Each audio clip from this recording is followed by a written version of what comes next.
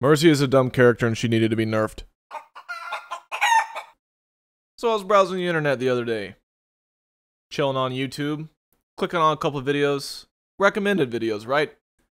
I got people complaining about the Mercy nerf that came through, just whining, belly aching, like, oh my god, Mercy is so dead now, like, she's literally unplayable, guys.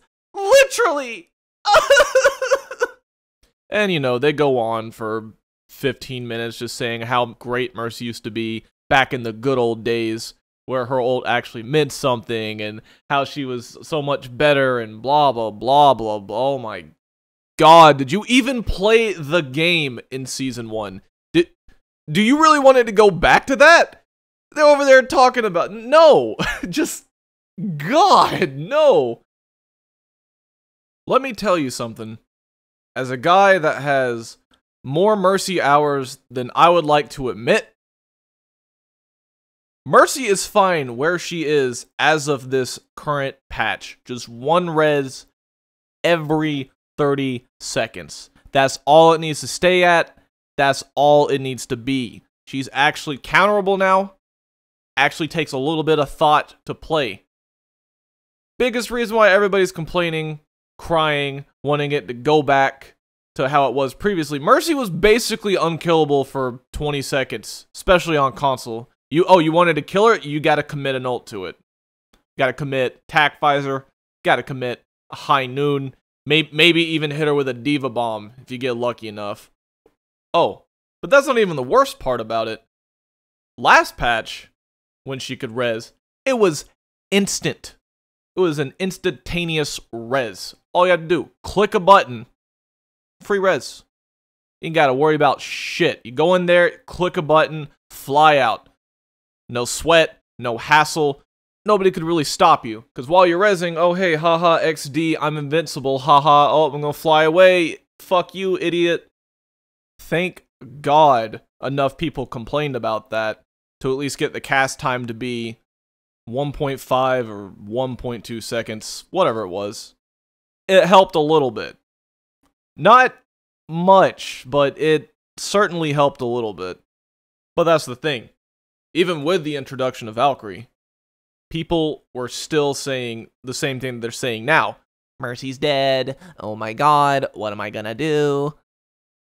People want her to go back to how she was in Season 2 and 3, where all she had to do was play a game of hide and seek, press triangle, and then magically win the game every single time. It made Mercy boring to play, and it made her frustrating to fight against. Because if you didn't kill Mercy first, you lost that fight. It doesn't matter how many picks you got. Mercy comes flying in, hitting the triangle button, everybody's invincible for like a couple of seconds, picking off your team, and you lose the team fight. Every single time. Okay, let me reel this back in here for a second. We're going to focus, okay? We're going to go point by point here, alright? We're just going to briefly go through every single iteration that Mercy's had since she's been in this game, because I've basically played Mercy the entire time this game has existed. Alright, so let's step back. Season 1. Think about that. No limits. What were the options in the very beginning? You had Mercy for heals, you had Zenyatta for heals, and you had Lucio for heals. You know, bear in mind, Lucio had a much wider range for his healing. Could do some group healing, but well, the one thing that Lucio and Zenyatta lacked, they didn't have a resurrection ability. They didn't have something that would bring one of your dead teammates back to life and put him right back into the fight, so you could keep on going, contesting that point on Hanamura, or in this case, Temple of Anubis. Keep fighting for 17 years, because 2 CP, yay, everybody loves it. So what was the drawback in Season 1? Things were a little bit more, quote-unquote, balanced. She had two things that brought her into line.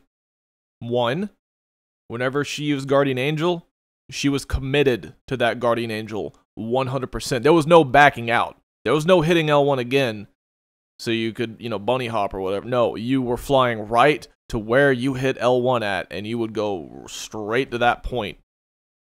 that guy died along the way, well, Pisty's out. Or maybe you had your res up and maybe you try to get your res off. Oh, but wait. Brings me into point 2. Res wasn't an instacast. Res took a second to go off.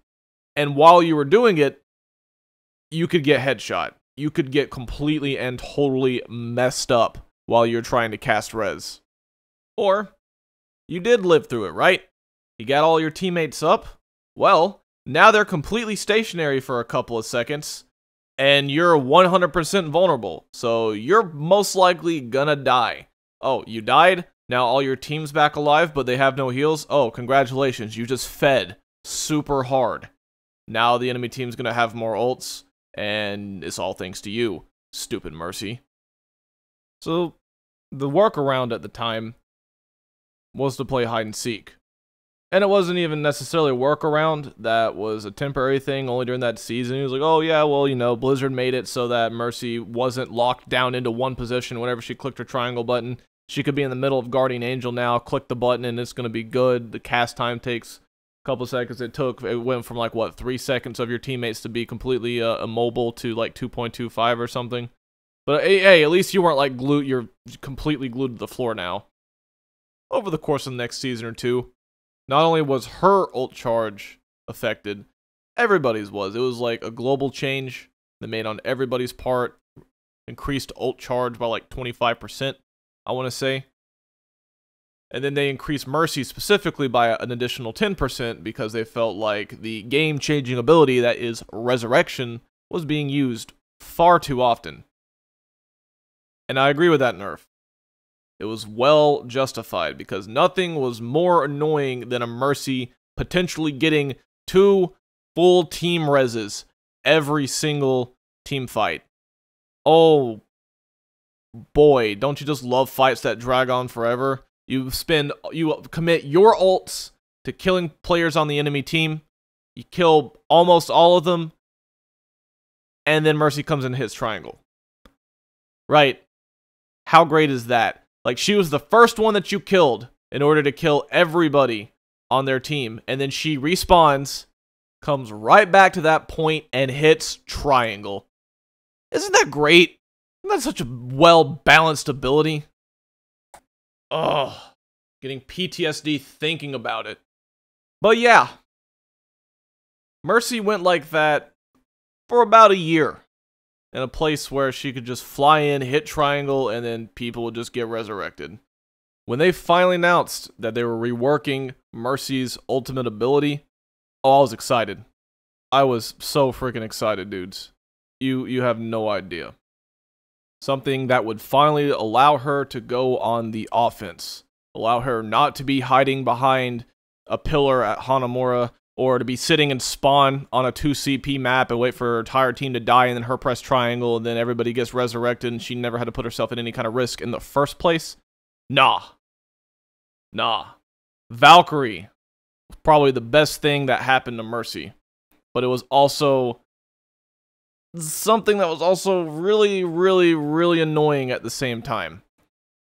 Because if you see this footage right here, saw how I just got to res 2 people for free, absolutely. Like, I didn't have to worry about anything. I just got to fly around, hug the skybox, keep my healing beyond some people. And I got hacked twice during that, right? We got that point back. We held that point for even longer just because I popped an ultimate ability and nobody was able to deal with me. For all intents and purposes, that fight should have been theirs, but I rezzed both my tanks and we just lived. Haha. XD. I'm Mercy. Which brings us to the most current patch. Mercy no longer gets to Valkyrie for a solid 20 seconds. It's only 15 now. She doesn't move as fast. She's actually a little bit more manageable, a little more hittable. She doesn't Guardian Angel as fast. And the res that she has, 1.5 seconds. Just like her normal res, or 1.2 seconds. I'm sure it's like a little faster during Valkyrie, but you don't get 2 of them. You only get 1. I know I said that earlier in the video, but I just want to re-emphasize that this is probably the most balanced that they could have made her compared to her other iterations. Funnily enough, during the alpha of this game, that actually was her ultimate ability, was the ability for her to heal multiple teammates all at the same time, or damage boost multiple teammates all at the same time. She couldn't fly, but it's just kind of funny how things come full circle. It's fine, though. It only took them about a year or two to figure everything out, get her into a really good spot. Which brings me to all of the people complaining. The majority of people that are complaining aren't playing Mercy right. One of the biggest things about Mercy, and it was even in their design, they wanted a healer that people could swap to that didn't require as much thought as the other supports. So just in case you ever did need to swap off or play something else, Mercy was your go-to support. They did that a little too well, because literally your job consisted of hiding somewhere and then hitting triangle, which is why a lot of people were able to climb as easily as they were able to. And to top that all off, Mercy had busted SR gains. She got more SR than any other support, or even hero for that matter, every single time that you won a game. It just wasn't fair. They didn't ever do anything about it. It was busted since Season 1. In Season 1, it was actually the opposite. You got less SR for winning, and then Season 2 or 3, when they actually fixed it, you got more SR. Crazy. So what are you getting at, chicken? Don't play Mercy like a game of hide and seek. It's already been a couple of seasons. You think people would have figured that out by now. Heck, even when I was playing Mercy back in the earlier seasons, when that was her forte, when that was her primary thing, I was one of the most aggressive Mercies out there. Oh, like 1 or 2 people went down, I rezzed it. You don't have to wait for your entire team to die in order to pop your resurrection ability. I can't even begin to tell you how many times I solo res Janks. Also, you got it back so fast, it didn't even matter half the time. As long as you're healing your people efficiently, you're prioritizing, you saw what was going on, you used that situational awareness, you used a little bit of thought in what you were doing. Which a lot of people didn't do when they were playing Mercy. They didn't actually think. They just waited and they hit a button. I wait, and then I hit a button. No. It's funny, because with the introduction of Valkyrie, you think that would changed up the game just a little bit. Well, no. A lot of Mercy players, they still play very passively. They still pop their ult reacting and not ever really being proactive. Example, you're trying to take second point Hanamura, got your team, you already have like a pick or two trying to go in. What should you do? Pop Valk. The time of being passive is in the past. Leave it there. Think about these abilities before you use them and how they're going to affect your team overall. If you can throw some massive healing out for your team and easily cap a point, just completely overwhelming the enemy team, go for it. Do it. Win. End it. Now, please. All of you who were one-tricking Mercy at one point in time, and now you've fallen from your overall career high, learn from the past, learn from your mistakes, try to be a little bit more aggressive. There's always that saying, be aggressive. Be aggressive. That also goes for supports as well. Well, within reason, of course. I don't mean to, like, you know, whip out your pistol and try to kill their entire team. I'm saying, talk with your own team, coordinate ults, and don't be afraid to push when you have something. TLDR, Rez is dead, Mercy's never going to go back to the way that she was, and Valkyrie is the way of the future. Crying about it isn't a good look, and you should just learn how to play other supports, or just other heroes in general. Whoa. Okay. I think that concludes my little rant/ramble here. Let me know down below if you guys want more vids like this where I just talk for a very long time, or want to stay something more focused or like a script or something, because this was all kind of off the top of my head. Just let me know down in the comments really quick. Thank you, and I'll see you next time.